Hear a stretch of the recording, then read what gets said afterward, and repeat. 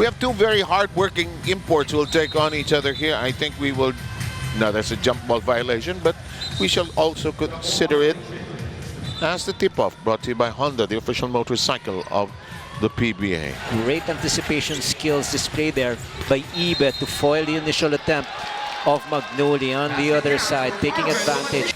As we have Sumang drawing the double coverage. Here's the drive by Ferrer. It'll curl in. And the secondary defender is their import. That is the ploy of Coach Pido Horencio right now, trying to nurse early fouls from Ibe. But look at him. As soon as Rakocevic tries to attack the defense of Ferrer, he was there. And he played for the Serbian youth team, the under-20 team. In the meantime, he's American-Serbian, and he drills it in. We are 3 minutes into your second game tonight. Earlier today, we had Bay Area winning against San Miguel, and look at this. Rakocevic is the owner of all of the points. NorthPort looking for the best option. Oh, runner! Sumang with a tough baseline connection. That's a lot being done nowadays. In the meantime, Sumang zips it to the wide open. Ferrer, yes. Camper waiting for that ball to get to him, and he will not hesitate to launch it. Adrian Wong, also someone who has developed his in-between shots, yung ganong pull-up jumper. Pain and discomfort, lalo sa lateral movements, pero manageable. Kaya tulad na nakikita nyo, he continues to play through his injury. Alam mo, ang ganda nitong run ng Magnolia without Sanggalang, and missed a number of games. He played only 2 games of the 4, and there's an outside connection.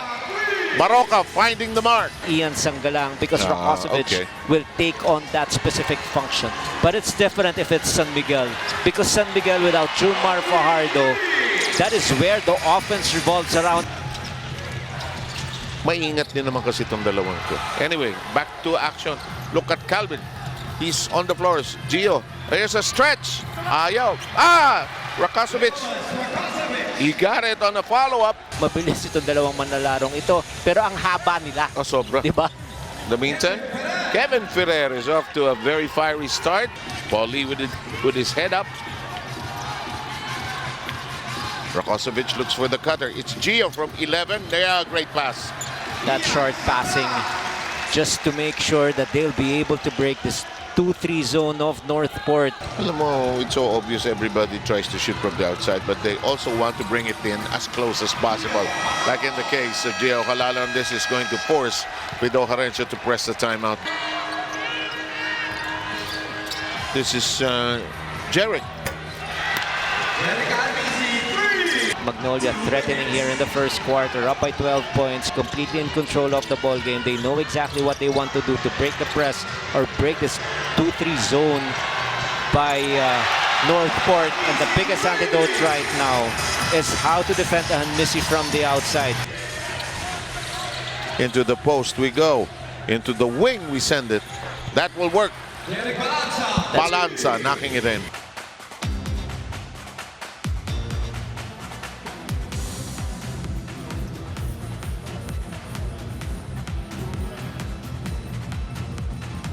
Kalaban ko yan sa isang ligang life begins at 50, talo kami dyan. Nako, good touch, especially from the outside. Yes. It's natural left-handed.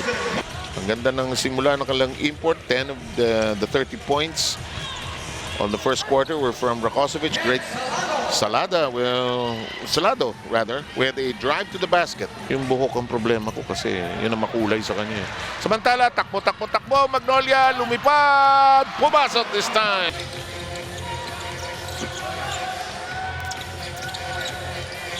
In the meantime, great play.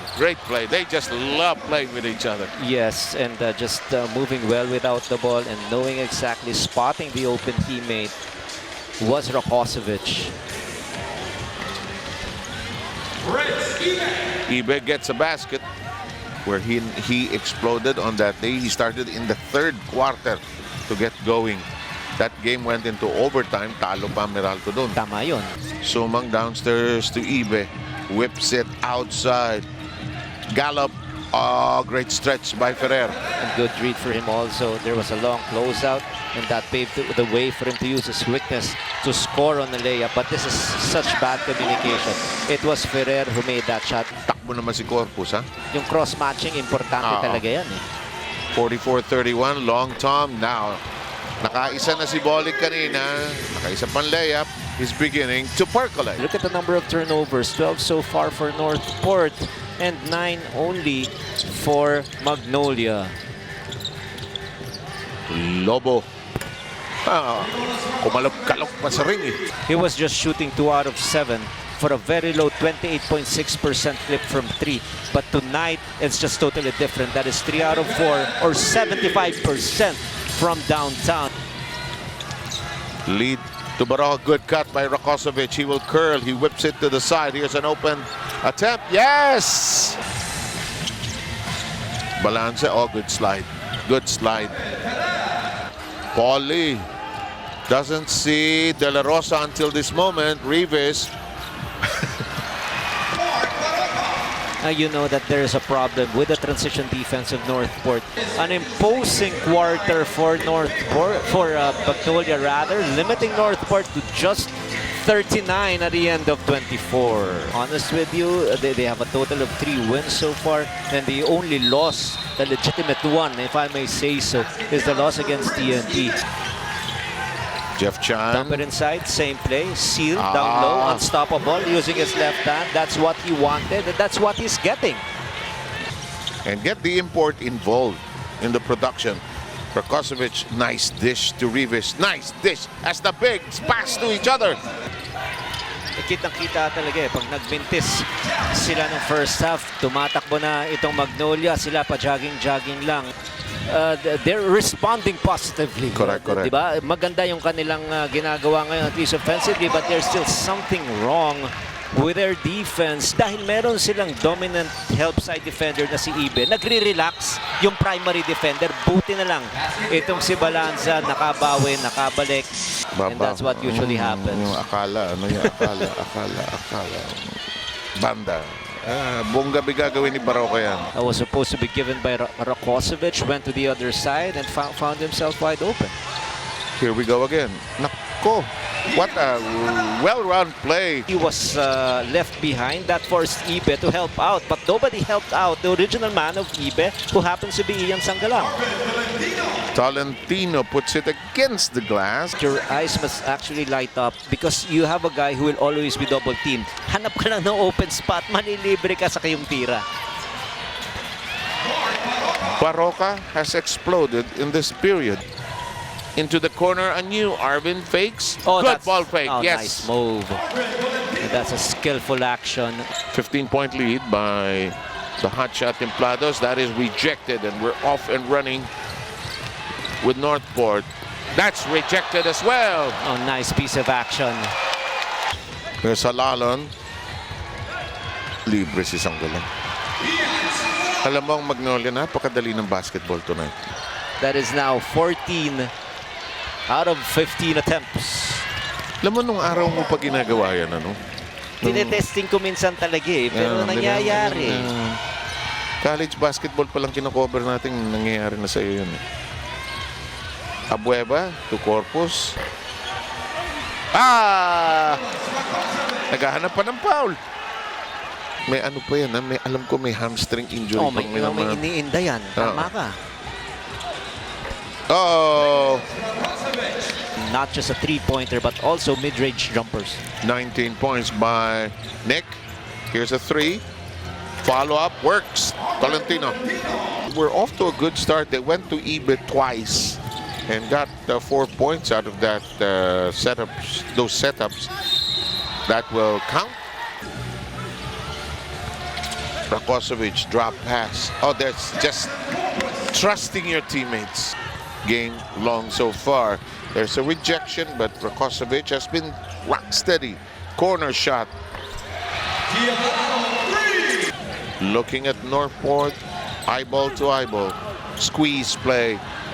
4-on-2 run. This is gone. Or it was a missed shot by Calvin. And let's see if NorthPort will take advantage. A three-pointer in transition. His first three-point shot in the ball game. Depends if they can make a stop dito sa possession na to. Hindi. Oh! This will be interesting. They will now be staring at a 20-point disadvantage. Yung sinasabi, no, man, that's a metaphor, of course, no? That's a figure of speech. But he just knows what he wants to do with the basketball. In the meantime, Ibe, his intended pass to Bolick is read by the D. Great passing. Before Paulie went to the free throw line to sink 2 free throws to tow his team to victory. Kaya eksakto yung mga ginagawa nitong Magnolia para tumaas pa yung kanilang level of performance. Salado, no, but Ibe with a putback.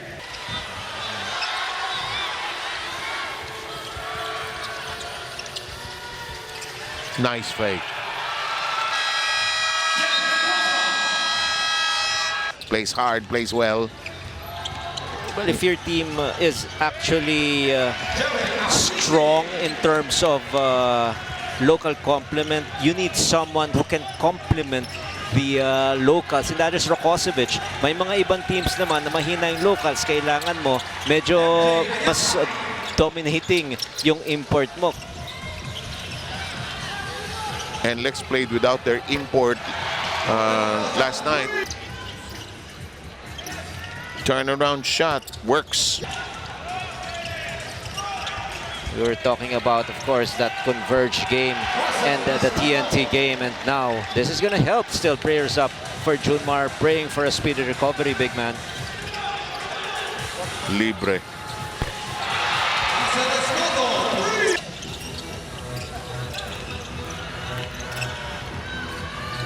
Good shot.